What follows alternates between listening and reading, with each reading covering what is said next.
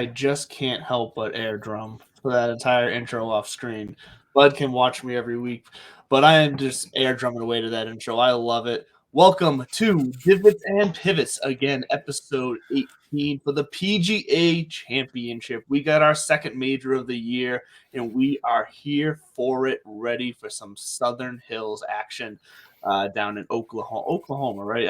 I just want to say Texas for some reason, but I'm confusing my cities. We were just in Texas for the second time this year, but this week we are going to Oklahoma every night. My honey lamb and I. Sorry, please continue. Sit alone and talk and watch a hawk making lazy circles in the sky. You know we belong to the land. I didn't know this was turning into the Late Late Show. That's the intro. That's funny. That's actually the intro from a movie called Dave with Kevin Kline, where he plays like this presidential stand-in who then gets asked to stand in for the president, and he's doing that singing. No, man, I'm pumped. I'm excited. It's major season again. Yes. I'm ready to pivot away from the state of Texas for the second time. And it seems to me that Texas, it keeps playing the appetizer. I think, we go out there and then we come back for Augusta. We go out there and then they go up to Oklahoma for Southern Hills. But it's good. It's good to be back in Southern Hills. I kind of like the mojo in the air with Phil's quiet kind of sneaking out where Lefty's out. Tigray is in, and all of a sudden it's like Tiger's prowling. He's looking comfortable, and I think we'll get into quietly this week compared to the hype leading up to the Masters, which is obviously a different animal itself. But there hasn't been a lot of talk about Tiger at the course this week. Well, I think there's a couple of reasons for that. A, the Masters is always going to lend itself to former champions and the older players and the familiarity. Southern Hills is a beast. 7,500 yards, par 70. And if it gets hot out in Oklahoma this time of year, which I know it can, we were just talking about the weather, looking at the weather, and we'll talk about that in just a second. But I think the reason being this is much a different test, bigger field, kind of more world-renowned, prestigious, harder physically, and also the beer prices have been front and center. Gosh, I saw that sign. I love that Justin Thomas is out there for the man. That was the best part about it is from what I got. I mean, obviously, hit me up. This Bud's for you. Let me know if I'm getting this wrong. But from what I saw, or from what I can gather from the Twitter sphere and ESPN and everything, JT was the one who saw this when he was just like walking around the grounds, out there for a practice run or whatever. It's like stopped. It's like, excuse me, what? And takes a picture and tweets it out. What was it like $16 for a Michelob Ultra or something like that? $18 for a Michelob Ultra in Oklahoma. That is just brutal. Now I thought Fenway was bad. Fenway's actually getting better too, which is I'm going there in a couple of weeks. I'll give you a report back. Nice. But no, it's $18 for a Mick Ultra, and I remember back in 2006, I think it was. I can get a 12-pack of Mick Ultra for less than that. Back in 2006, it was $12 for a Bud Light in Midtown Manhattan. I was there for St. Patty's Day, and that blew me away the first time I ordered a Bud Light, and it was like, that's $12.50. I'm like, what the fuck is this? So, I mean, fast forward in Tulsa, Oklahoma, or where is Southern Hills? Let's get our facts straight. It's the PGA, and we're already out the gates just blaring. While you pull that up, Tulsa, Oklahoma. Yeah, thank you. My best friend lives in Tulsa. He actually lives in Bixby, Oklahoma, just outside. A buddy of his is a caddy in that area and used to work at Southern Hills, and he's trying to get in touch with us, or trying to get in touch with him. And even if we can't get him before the show or before the tournament and the end of the show in the next 55 minutes, I'm waiting on the text right here. If we can't get him, we're going to try to get him for some post game. And I mean, might even look forward to that. Find out, actually have something to chew on other than speculation, because Phil's out, Tiger's in, like you said, quietly prowling. There was that, oh my God, he played a practice round, but I mean, Scotty went out and played a practice round, and the pro that walked the course with him said that it was like 64, no second balls, no practice swings, really, no practice putts. Just literally just stepped up 64 times. He touched his ball and he walked away. And to me, that's kind of scary when you're in that kind of form. But then we also forget that John Rahm 3 weeks ago just ho-hummed his way around Mexico, and then everybody was chasing him down, and he just kind of pushed on the accelerator and tapped in that putt and then went away for 3 weeks. So everybody seems to be kind of stomping their way along. I mean, you even got Rory, who hasn't won really much in a long time, which can either mean that he's due. I doubt he's on his way out. He's been close recently. Yeah, he's nipping and he's hitting all the right statistical categories. So it's going to be a fun week. Before we go any further, how did you do last weekend? I don't want to get too far ahead into our week. We teased the highlights, which is the stars are peaking because stars peak. The stars are peaking. Tigers prowling. Lefties out. Yeah. And we're in Southern Hills. But before we go any further, I did once again horribly in my fantasy, and I think it's because I'm kind of like Brooks Koepka. I show up for the majors. That's just, game time players make game time plays in big time games. So how did you do last weekend, though? I didn't fare too bad. So for the full weekend tournament, I just missed out cashing a profit on that. But then to hedge my bets, I did turn around and play a 4th round showdown on Sunday. And I was able to finish fairly well in that. Flag on the play. What's a 4th round showdown? So on remember, you're talking. I just dropped tiers. Okay, I just went exclusively with classic formats. You're talking about 4th round bumbles. So for anyone here like Bud, the 4th round showdown, you can do it for all 4 rounds, 1st, 2nd, 3rd, 4th, all of them individually.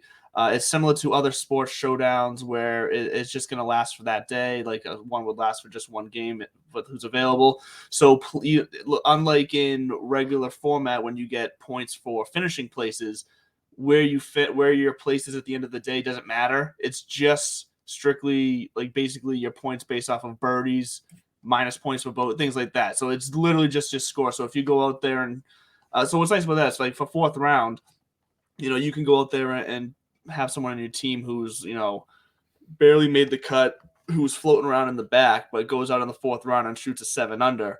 And that's all that matters. That 7 under is the points you get. Like, so they're going to go out there and probably be the highest scoring person for the day for you, even though they barely survived the whole tournament.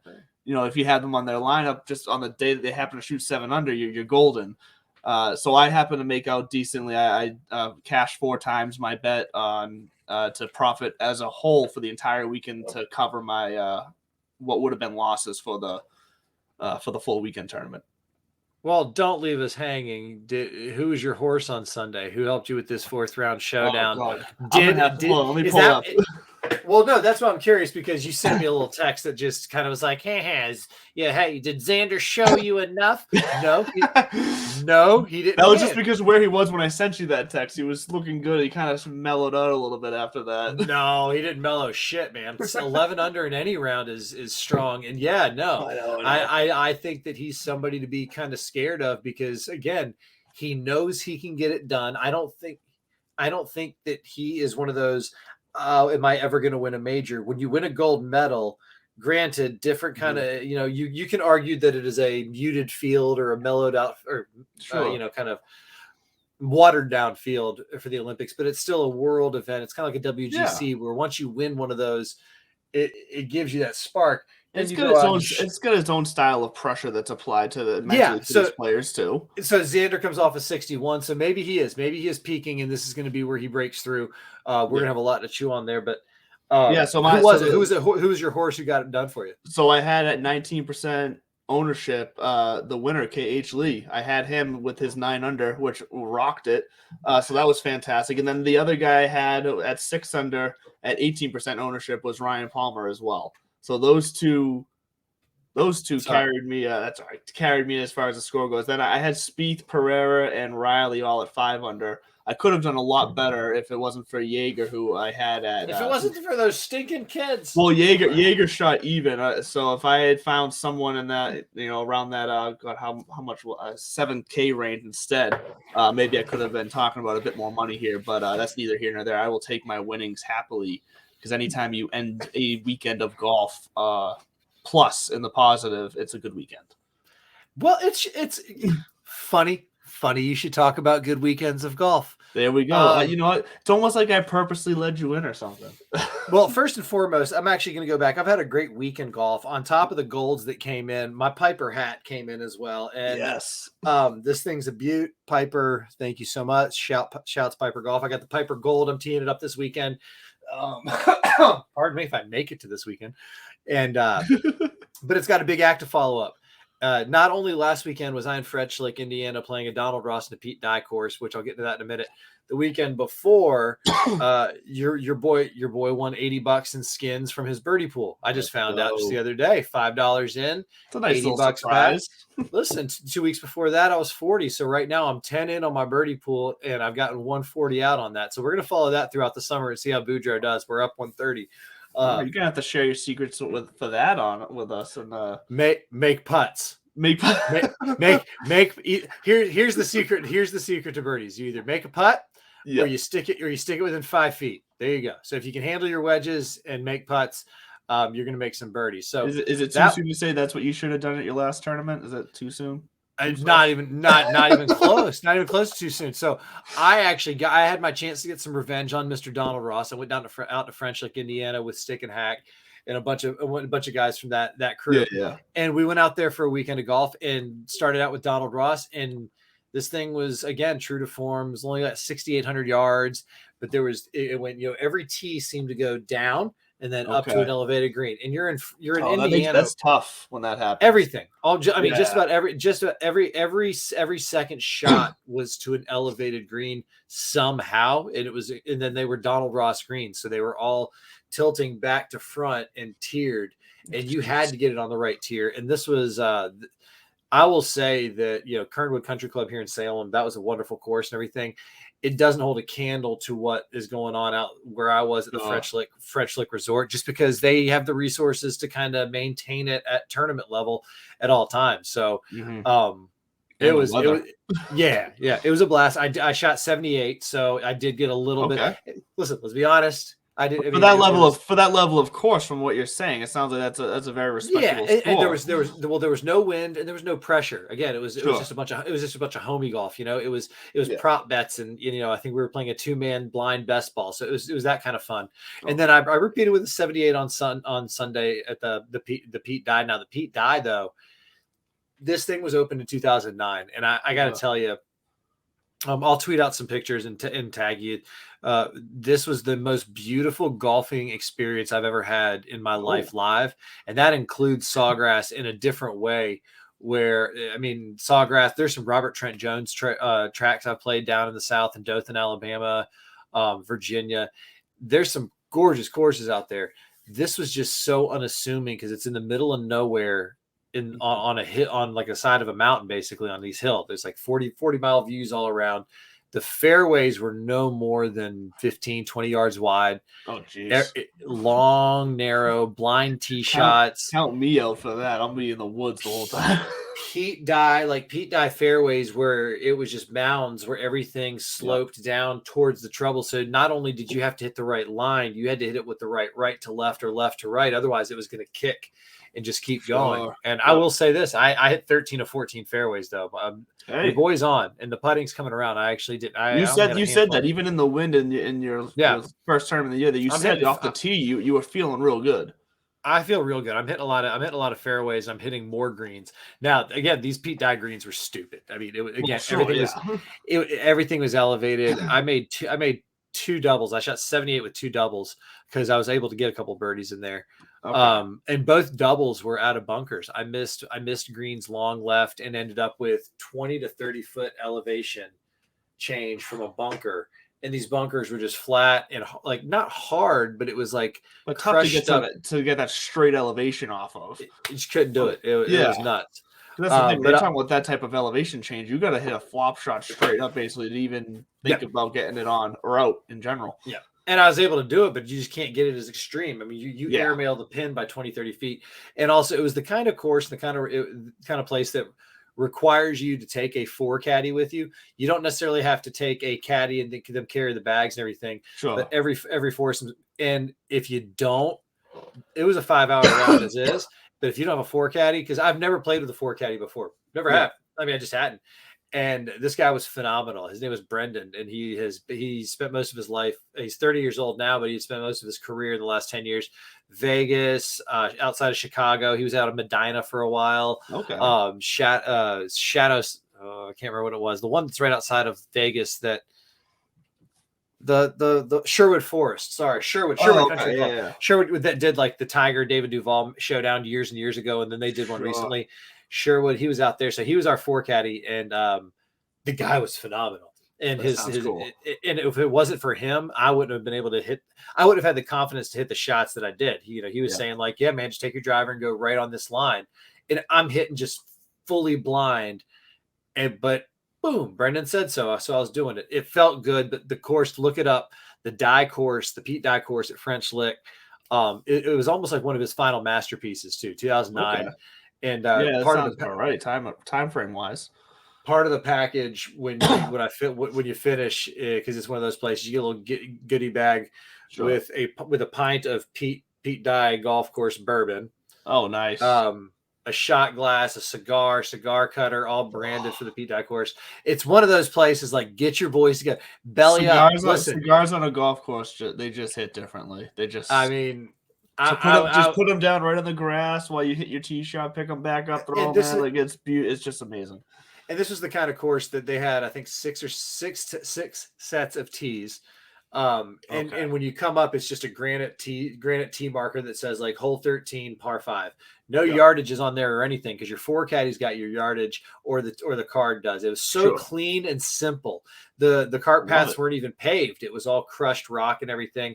But then the real kicker was the tips. When they quote unquote tip it out, when it's pushed all the way back, it's 8,100 yards. And they play like Big Ten championship out there and stuff.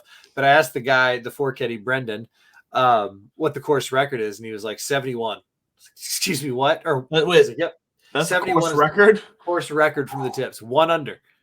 Because we start so since we had kind of the time to do it, we were having fun with it. Where as we would get to a hole, we would kind of go stand on the tips on just like the tee box, just to like look at it, and then pull out our little GPS apps and be like, oh my God, because every single par 4 or 5 from the tips had at least a 270-yard carry just to get to the fairway.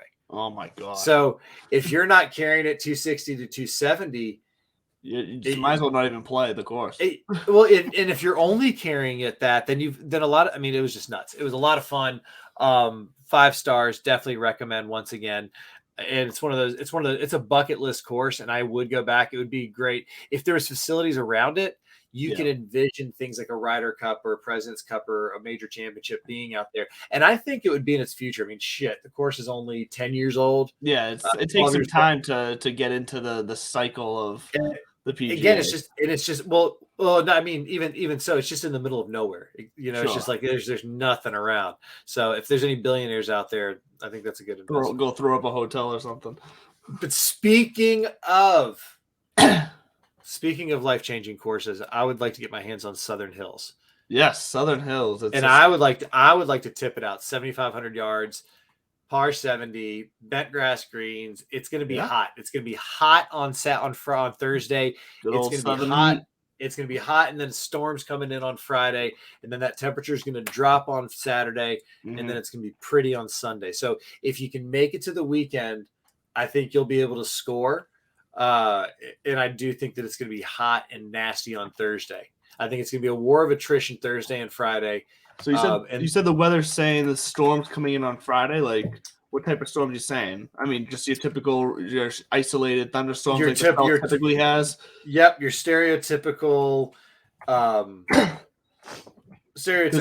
of like hit or miss. Because that's one way to find an edge when it comes to DFS is that if you take a look at the weather and you notice that, say Thursday morning is going to be okay. So in that case, it would be more so you'd want the Thursday afternoon tee time guys more heavily, because if Thursday is going to be night, I mean, sure, it's going to be hotter, but if at least it's going to be clear, but that means they're going to get a dry round on Friday more likely, then you could find a slight edge there with taking more of the guys that are teeing off on the second wave on Thursday. Sure. I mean, you can see that argument where you're clear and you don't have to mess around and with because early Thursday generally probably be good conditions, right? It's still a little dewy, temperature wise, the course is gonna be soft. Yep. Right. So I mean, you're gonna have your scoring opportunities, but then you have to sit around and think: Am I playing in a thunderstorm Friday afternoon, or am I playing 36 on Saturday if I make the cut? And then, So I agree. If you are splicing hairs and you get down to it, check those tee sheets and see which side of the draw you want to take. But other than that, other than that Friday afternoon, the AccuWeather forecast says, I just wanted to say AccuWeather forecast to see if I can get it out cleanly. Says that it's going to be 87. Thank you. I appreciate it. But then Saturday's going to be the highest 64 in gray. So this is going to be another one of those kind of weird, funky weather weeks. And then Sunday, high 71, sunny. It's going to be gorgeous for a beautiful finish. I mean, I think it's going to be a pretty chalky week. I think what we're going to see is the cream is able to really put on their helmets early and just plow through until the weekend. And if you're that caliber, once the course ripens up and Sunday's there, then truthfully, I mean, this sets up for a Brooks Koepka major, right? Hadn't done shit, hadn't done anything. We haven't heard anything, haven't seen anything. And then all of a sudden he goes, what? It's a major? Oh, all right, hold on, babe. I got to go. And then he goes and shoots 64 in the second. Exactly like that. We can spot our own. So I think it's gonna be a fun till your daddy takes the T-bird away the week. And 3 stats that I have to watch because of the length of this course and the girth. I'm going to say girth because it's another word I wanted to say on air. Girth of some of these. You did it. The girth of some of these par 5s. It's going to be a par 4 scoring week. So I got par 4 scoring is one of my big 3. 2 of the par 5s are over 600. The 2 par 5s are over 600 yards. So it's not really, a lot of eagles going to be flying around. And 3 of the par 3s are over 200 yards. So they're going to play more like par 4s. Exactly. So you got or at least par 4 approaches, right? Yeah. I mean, that's what I meant by that is the clubs you're using and the style for sure. Exactly. So essentially that's all we're looking at today. Yes. And I don't want to tip my hand on who that screams. So that's one. Strokes gained approach. Just because in that same vein where I think that's going to kind of all that matters. Just about every hole is going to require it. And then at the end of the day, it's a major. So strokes gained putting. Yes. I know you like to go the little nitty gritty on the bent and everything. I genuinely don't think that makes a difference unless you are one of the dozen players from California and you're playing POA. But even then, I think these guys are so freaking good that it doesn't matter. They've got like POA greens in their backyard and bent in their front. So that's it. Par 4 scoring, strokes gained putting, strokes gained approach. Those are my big 3, and I was able to go into Fantasy National. Shouts to the boys and girls at Fantasy National Golf Club for once again making us wicked smat in our picks. And I noticed that their handy dandy mixed conditions model, you already had those in there. So once again, we're high grading this. We're in there. I had some additional. What else you got? I had some additional ones with strokes gained around the green and birdies or better gained as well, because this is going to have to be a week with the way the scores are going to be, or at least historically here. I believe the average winning score is around 8 under, and the average cut line is around like 5 over, something like that. So those birdies are going to be a little bit fewer and far between. And the way the scoring works with DraftKings is that, look, birdies are worth like 3 points, and a bogey is only worth like minus a half point. So even if there's a guy who's going to put up a bunch of bogeys, if he's also going to put up a bunch of birdies, that's what we want right there. It's going to balance it out. You're still going to come out slightly on top there. So, and I do want to point out, just because you do notice a pattern. You said that you don't necessarily care too much about the bent grass unless it's something more specific like POA in California. But there is a lot of statistical kind of evidence here. So let's say Patrick Cantley for one. I'm going to do this to you right now. Are you calling me a grass denier? I'm going to do this. I'm going to do this right now. So Patrick Cantley. I need to remind the audience that this whole thing started because Nerdy McDFS over there was like, hey, I want to get into golf. And I'm like, hey, I know about golf. He's like, I wasn't into golf before. Hold on. I wasn't into golf before, just not to your level. No, please do. Actually, you are the one who got me to look more about this and less about just what I see on the interwebs. Yeah, so Patrick Cantlay, for instance, on just all strokes gained putting across all grasses, ranked 26th in the field. Specifically on bent grasses, though, he's ranked third in the field, and that's across the same timeline as over 24 rounds.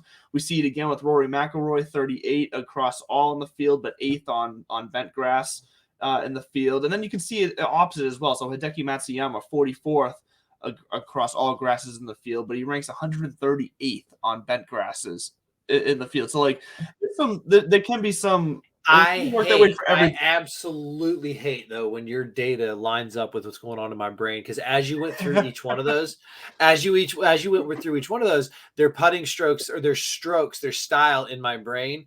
Yeah. We were like Patrick Cantlay. Patrick Cantlay's got that very long, smooth, stroke that, and everybody talks about how long he takes it back and that he almost decells coming through. But it's like he takes it back so far that then he can kind of let it sit for a second, get his line, and come through. But there's zero hesitation. Very controlled approach. Rory has such that clean, classic stroke as well. And then Hideki almost has a pause, just like he does in his full swing. He's almost got like too much of a pause, where it's almost herky jerky, where putting has to be much more feel than anything else. Sure. So I hate that matches up with kind of the whole thing where the smoother the surface, because stereotypically bent, they get these things it's almost like glass. The smoother the surface, the smoother that stroke from Cantlay. So I don't like when your data backs up your points, but you've also made me a very strong believer. One of my favorite movies is Moneyball, and of course, I would never let it interfere with my artistic endeavors of golf. So just on a broad spectrum, just on the putting here to finish that up. So as far as strokes gained putting across all grasses in the field, out of the top 10 in that, when it comes to then comparing that to who's in the top 10 for strokes gained putting on bent grass in the field, only 3 of those guys that are in the top 10 across all grasses are also in the top 10 on bent, and that would be Troy Merritt, that would be Bo Hostler, and Seamus Power, who are 4th, 2nd, and 6th comparatively. Other than that, though, Cameron Smith comes in at 19th on bent, and Matt Kuchar comes in at 24th. Terrell Hatton actually comes in at 29th too, but the other guys, we're talking about jumping from Billy Horschel, who's 6th across all, goes to 73rd on bent.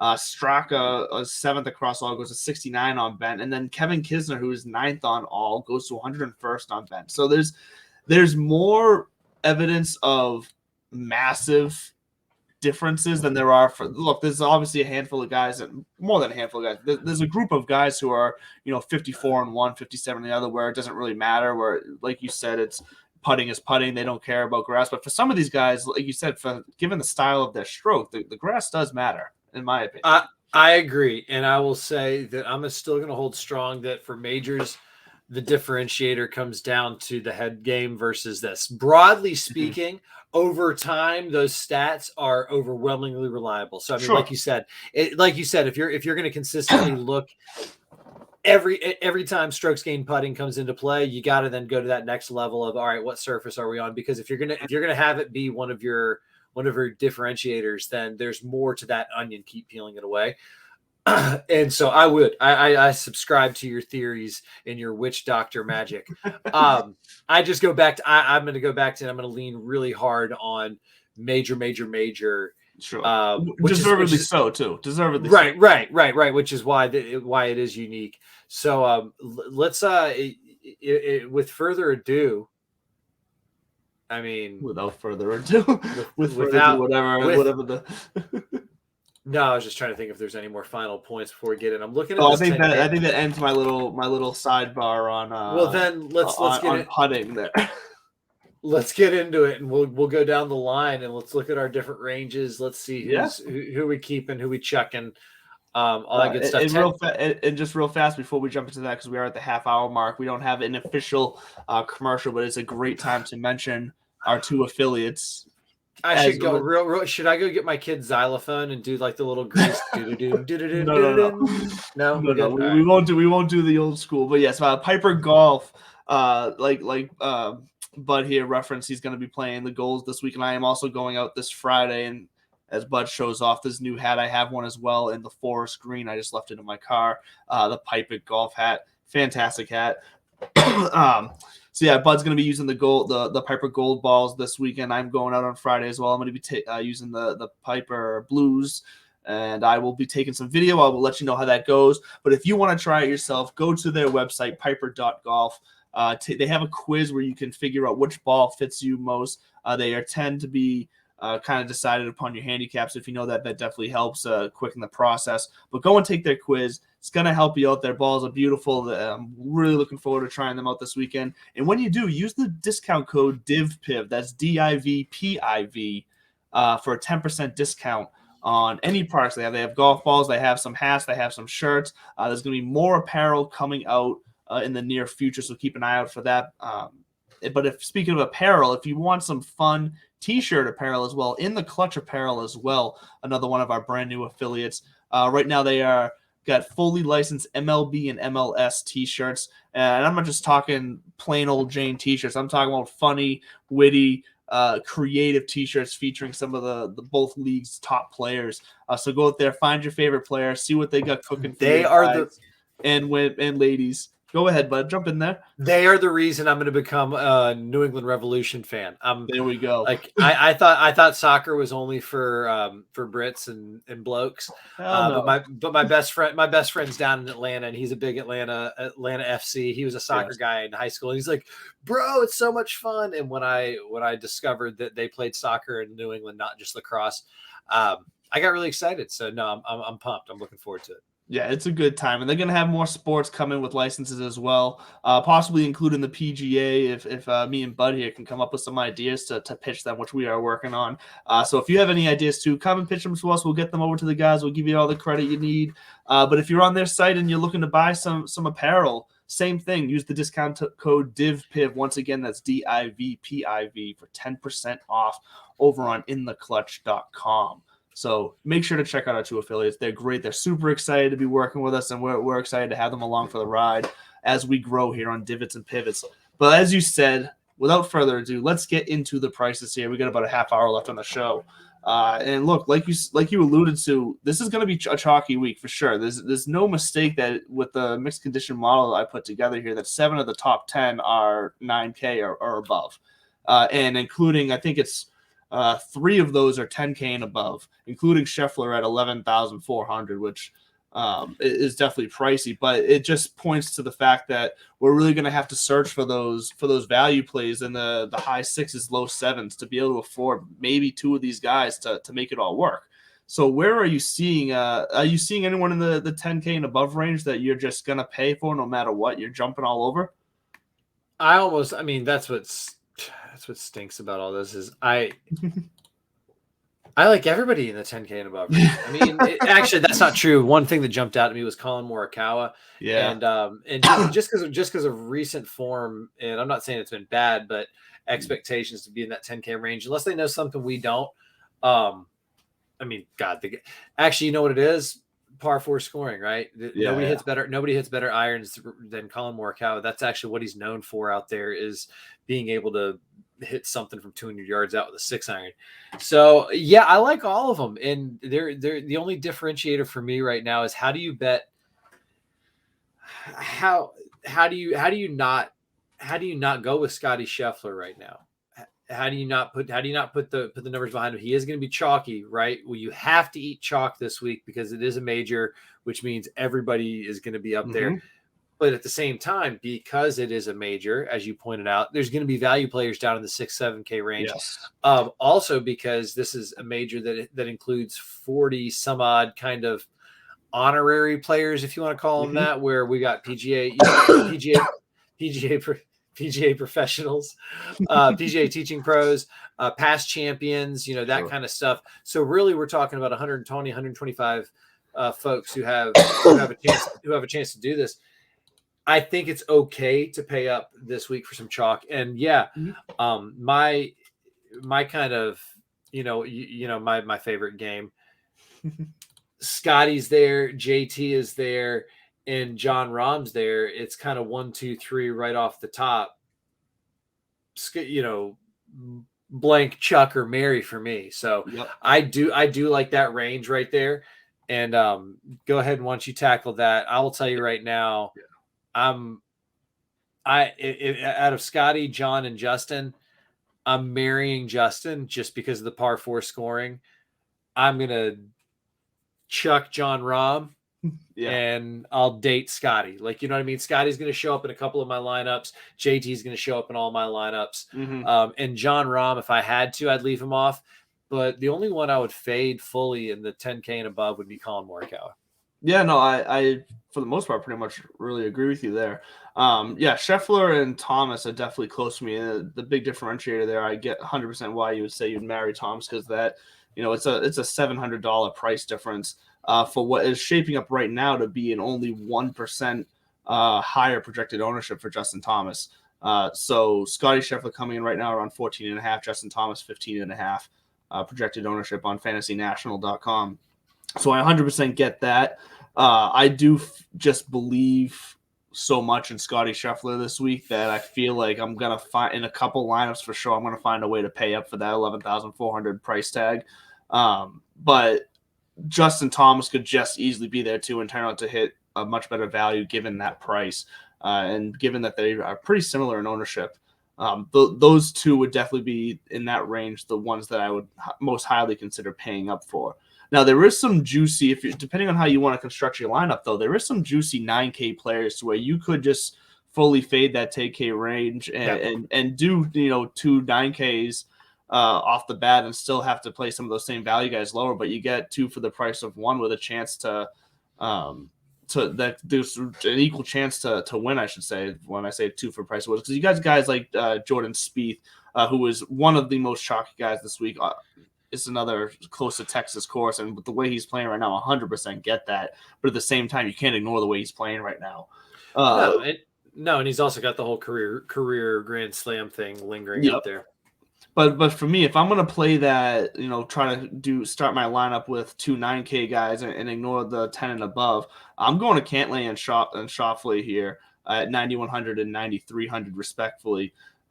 Look, they're going to be chalkier. Cantlay is 15%, Xander at 13%. But like we said, we're going to have to eat some chalk. And what's good about that is that some of the guys that I'm looking at, once we get down to that lower 7K range, high 6K range, are going to be under 5% ownership. So in that situation, thinking ahead, I can eat those 2 chalks as long as they come through and finish top 10 for me. That it all makes sense and works out, in my opinion. But when it comes to the 9K range, what are you feeling about the guys down there? Well, I'm gonna tell you right now, I'm not gonna make you play my game this week because we talked too much up front, so you don't have to have the game.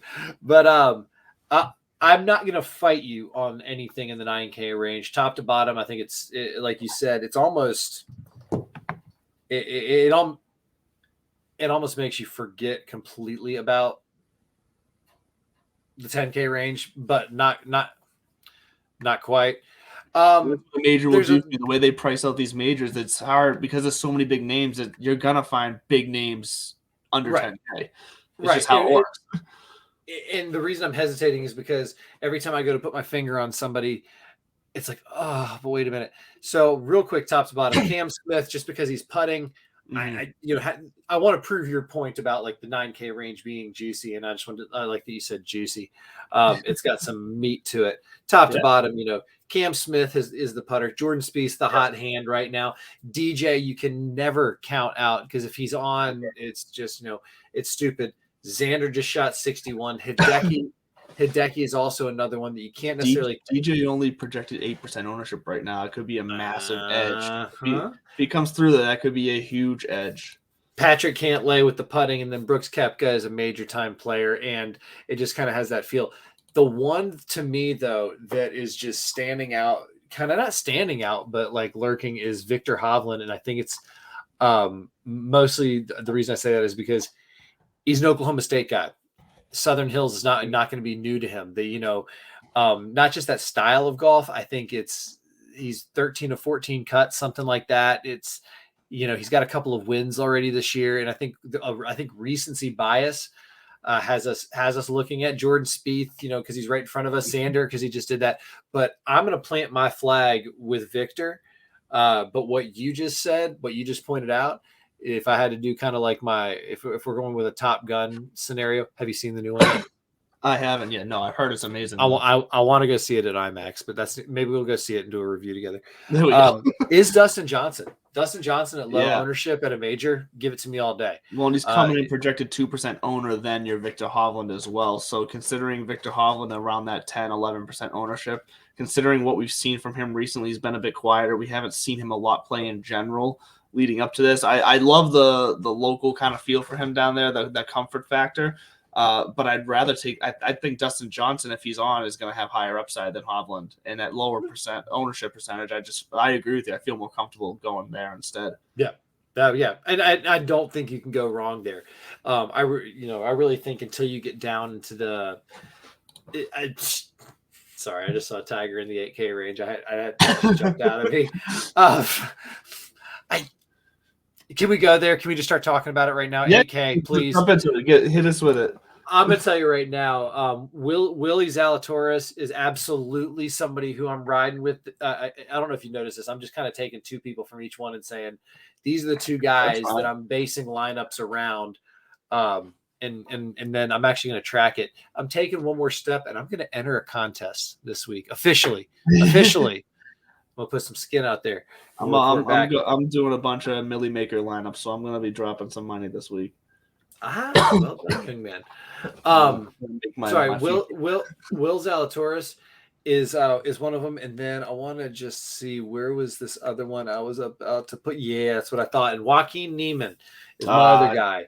I want to play him. He is very popular this week. For his price range, 13% projected ownership is high for him, but I want to play him. Yeah, well, I mean, going through the rest of that, well, here's the thing too: is I may or may not. There might be some lineups where I have no 8K guys. You know what I'm saying? Like we're saying, if we want, you might have to, yeah. You either might have to, or you might get greedy and take a flyer on a couple of those 10K guys and really just go down to the 6K range and do some dumpster diving. But if you go through the rest of this 8K range, I like Sam Burns, especially with the last couple of years he's had. People say he's one of those. He's on major watch. Let's put it that way. Him and Taylor Gooch and Will Zalatoris and this. I'm not going to put my boys Lipsky and Rye up there. They got to win some other stuff. They got some work to do still. And I got to do my taxes first too. That does sound like an accounting firm. But Bryson coming off of surgery in the 8K, I think is a mistake. I don't care if he is a major winner. He just came off surgery. Tyrrell Hatton, I like him because of what you said earlier too. There's some putting, and if he gets hot, he's also a hot head, but he can leave it on the green. He's a Ted Lasso. He can move on. Louis Oosthuizen, never count him out. Mr. Runner-up himself. He's another one who shows up in majors. It's just what he does. Corey Connors, we're talking about a par 4 where it's all about ball striking and approach. Corey Connors, a ball striker. So there, I want Tiger to win. I think it's because the kid, the way that my dad wanted Jack Nicklaus to win in '86. You want to see it, because there are some cool stories there. You look at his history. Of course there is. It's not even just that he won in 2007. You go back to well before that, where Southern Hills used to hand him his ass. I mean, it wasn't until he shot a 63 in the second or third round of 2007 when he just kind of pivoted. Yeah. Up until that point, I read a stat. He did something like 16 rounds over par or something like it owned him. And then something clicked, and who knows, maybe that's all it took. There was a fun. Yeah. Now he's back. So I'm not going to play him in any lineups. I hope he wins for nostalgia. But who do you like in the 8K, if anybody? Like I said, Joaquin Niemann and Willie Z. Yeah, so I actually don't love Willie Z this week. I'm just he's got too many the way I consider red stats in my opinion for this week. But Niemann, I definitely like Niemann. He's ranked 12th in the model, so I like that. And then as far as other guys that I like down here, Hatton. So you pretty much nailed my guys. Hatton, Niemann, Oosthuizen as well. So I'm gonna quickly try to find another quick little possible star for you. I don't mind Shane Lowry coming in at 8,700. I love him doing anything. Yeah, like just so ranking out 21st in the model. He's got the game, so that his weakest parts of the game, according to the stats here, is his strokes gain approach on correlating courses. He's ranked 76, and strokes gain around the green is 104. But everything else, he's pretty much top 30, or he's got one Off the tee, he's ranked 57th, but so he's pretty solid across the field at 8,700. I want to look at his ownership really fast. Oh wow, he's chalky, 15% ownership. Who are you talking about? Sorry, I was Shane Lowry. Shane Lowry. So everyone else is seeing what I'm seeing there in Shane Lowry as well, because he's coming at 15% projected ownership, which is higher than I expected when I just went to look. But he's had himself a good year this year. We haven't seen him in a little bit, but with that T3 at the RBC Heritage and then the T3 at the Masters, people aren't forgetting that. So Shane Lowry's going to come in chalky down there. He's 11th in par fours. And what is he? 15th in putting and 8th in approach. So he is the stereotypical player for this setup, as we said it. But for the same projected ownership, I'd rather play Neiman for $200 less, who I also think has potentially higher upside. Yeah, I'm full out. Willie Z is a fanboy pick for me. I want Happy's caddy to finally break through. And then my actual calculated play was Neiman because I just like Joaquin Neiman too. Yeah, it lined up. Down in the 7K range. You ready for this? I'm gonna blow your freaking mind. All right, hit me with it.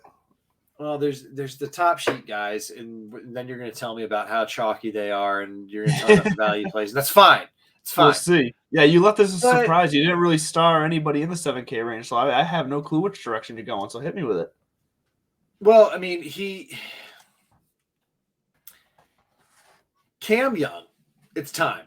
That's my guy in the 7K range. You've been all over him recently. I love it. It's C Young. I want first of all, I like that he's sponsored by Major League Baseball. For me, that's just funny. It's kind of like I went to high school with a kid who ended up being a NASCAR driver, and he was sponsored by the University of Auburn because that's where he went to college. I'm like, Auburn University sponsored a NASCAR? Like, what's going on? Yeah, that is strange. That's pretty on brand, though. No, Cam Young.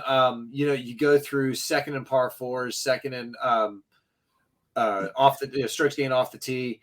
It's gonna be one of those weeks. If he can dial it in and lock it in and just hit good iron shots all week, he might look up and find himself in contention. And he is another one of those. I said earlier, Taylor Gooch, Sam Burns.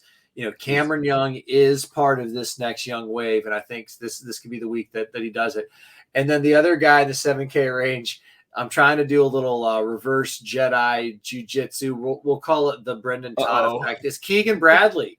Why not? Why not Keegan? I mean, first of all, let's see.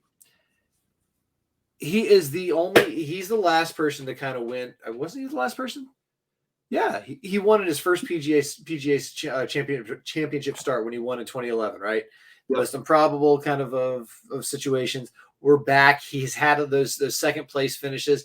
I'm telling you, that heartbreak at the Players. And then when I was talking garbage about him the other week and it got to him and he showed up and he played, I'm just letting him know, Keegan, I'm here to support you. I saw some video footage of my own swing this week and I feel terrible.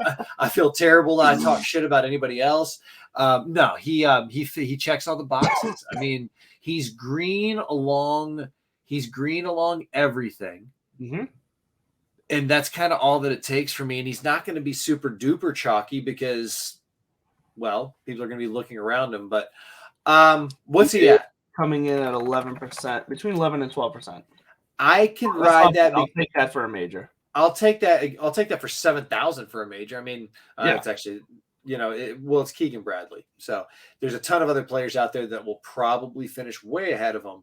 But I'm also kind of riding the karma line where he's kind of due. He's back. He's nipping. Maybe this is where he gets that second one. Is this his Peyton Manning's with the Broncos Super Bowl? You know what I mean? Hey, you never know. And look, like we keep saying this year, when Keegan Bradley pops in the top 10 of the mixed conditions model, you better play him because he's going to finish top 10 in the tournament. This is. And he's ranking 6th in this mixed condition model this week. So I guess the numbers tell it all when it comes to Keegan. I didn't even know that. I was looking at 7,500 and I saw that he was just sitting around Cameron Young, and that's when I was like, "That's kismet." He's got a lot of green, and all you saw was the green across the board. Oh shit! I didn't even see it because that's when I was circling back to my point earlier, where in a week like a PGA Major, where you've got so many spots taken up by celebrity players or exemptions or honorary kind of competitors. And then the top is heavy because it's a freaking major. You do get good quality players pushed down to where anybody can come out of any. I'm not going to say anywhere. John Daly's not winning it this week. Did you hear what happened to him where he got DQ'd the other week? I didn't know. I know I've been seeing a lot of videos of him on the course, but I did not see him get DQ'd. What happened? He got pissed. He just got pissed off. Forgot to kind of sign a scorecard, I think. Oh, okay. At a major, yeah, because they were saying it's like the first time it's ever happened. I think he just walked off the course after like doing like a 3-putter or quad on the 18th or something stupid like that. Yeah. But then he forgot to sign his scorecard. And the only reason I bring him up is because when you do start getting down there into that 6K range, outside of guys up near the top, like Ryan Palmer, or even like a Martin Keimer this week, where he's been there before, and if he catches lightning in a bottle, he can roll it. Outside of that, I know you like your Matt Kuchar. I don't necessarily like him this week, but what I do, the two guys that I am playing. So I just made a lineup on DraftKings where I am able to get both Scotty Scheffler and Dustin Johnson as my two heavy hitters, which I love getting those two paired in together here and still being able to afford a Tyrrell Hatton as well. But to allow that to happen, the two guys I found myself going to in that 7K range that I'm quite I don't want to say I'm overly super excited about, but I feel comfortable with is Eric Van Rooyen at ranking 25th in my model, and then Jason Kokrak ranking 22nd in my model. And what I'm seeing there is that Van Rooyen, his strokes gain approach, he's just ranking top 20 in both across the field for the season and in correlating courses. He's also coming in good as a putter, ranking 21st in the field, 16th in par fours on correlating courses. So he's just hitting. He's also 10th in birdies or better on correlating courses. So Eric Van Rooyen, this seems like the type of course that is going to work out nicely for him. And at 7,100 and under 10% ownership, I like taking that if it means I can get Scheffler and DJ up at the top. And like I said, Jason Kokrak, who's shown out well for me when I've played him so far this year. He's been that kind of what's it called? Stalwart. Yeah, he's just been the guy that I have in my back pocket whenever I need a cheap play. And at 7,300, I'm hoping he does it for me again, because same thing when it comes to putting and off the tee and approach, he's pretty solid and he's pretty middle of the field across all of my key stats. So I like the Kokrak and Van Rooyen play. And then obviously in order for those two higher price guys, I got to also fit in a guy in the 6K range. And I was on board. No, I don't want to steal your thunder. I'll just say the name because I saw you start him and I like him because he does pop off at 18th in the mixed condition model. And I do love me some Keith Mitchell because he always seems to be a guy that in the past, I haven't played him yet this year, but in like the past couple of years, when I see that he's in the 6K range, I tend to just start right there if I know I want to be buying some guys higher price. So he's always been that guy for me. So, but what was it specifically that you saw when looking at everything that's given you the Keith Mitchell vibes this week at 6,600?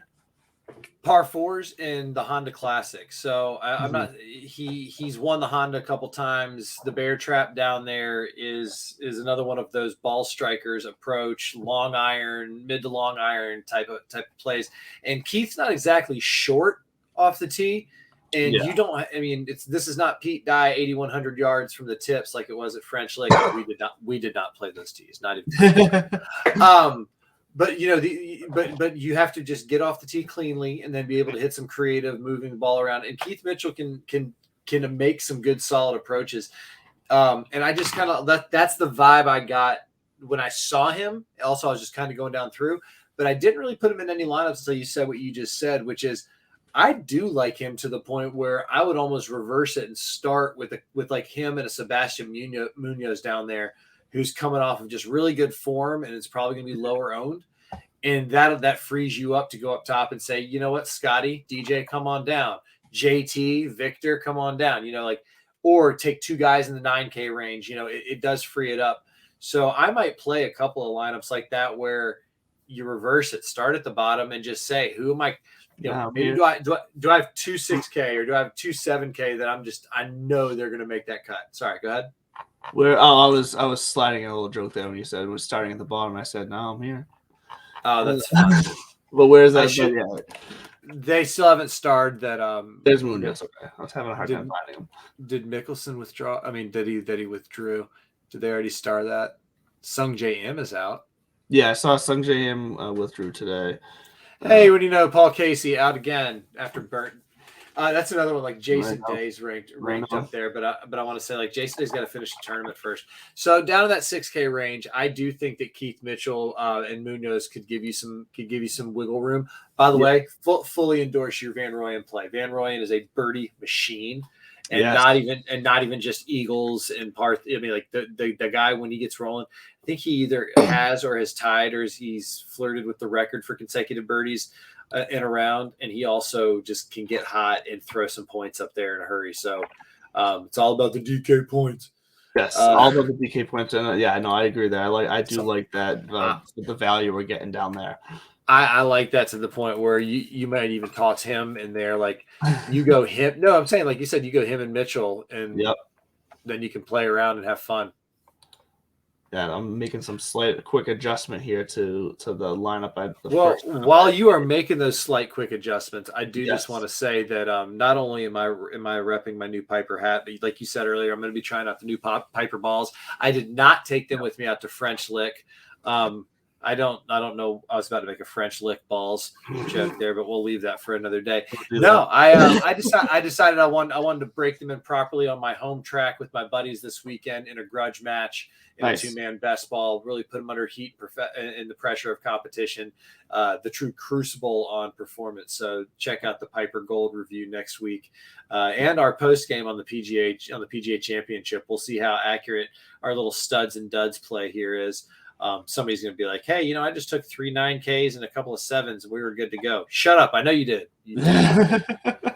I'll be trying out the Piper Blues on Green Meadows Jungle Course up here in Hudson, New Hampshire. Where are you playing? The Green Meadow, the Jungle Course. Okay. They got 2 courses, Prairie and Jungle. It's I don't know when the last time it's going to be for me playing there because one, it's right around the corner from where I am right now. And 2, it's Amazon was supposed to be buying it out. They just ended up backing out, but they're trying to sell the course because they just don't want the family's just kind of done maintaining it, and it's a lot. It's a beautiful course too. Like I said, it's got 2 18-hole courses, so it's a fantastic place to go. But I don't know when the last time when it's my last time playing there because at some point it's going to be sold and just close out of nowhere. So getting out there while I can this Friday and giving the Pipers a shout. And like I said, I'll be taking some video and letting you guys know how it goes. I'm playing the Meadow at Peabody, which is a phenomenal little muni course here on the North Shore. But speaking of beer and golf, Tewksbury Country Club just got bought by Treehouse Brewing Company. Yes, they did. I saw that. More to come on that once they open up. That's a great course. That's a great course too. That's a real pretty course. We're gonna have to go investigate and do a Divots and Pivots deep dive into the new Tewksbury layout once once Treehouse gets its look for the local courses around here. That's got one of the best finishing holes because it's got the par 3 over the water that ends right. Literally, the green is right below the back deck of the clubhouse. And it's a massive stone patio out there. Beautiful. And it's just beautiful. It's got, like pig hydrant. It's got like flowers there. It's just gorgeous. It's a great finishing hole.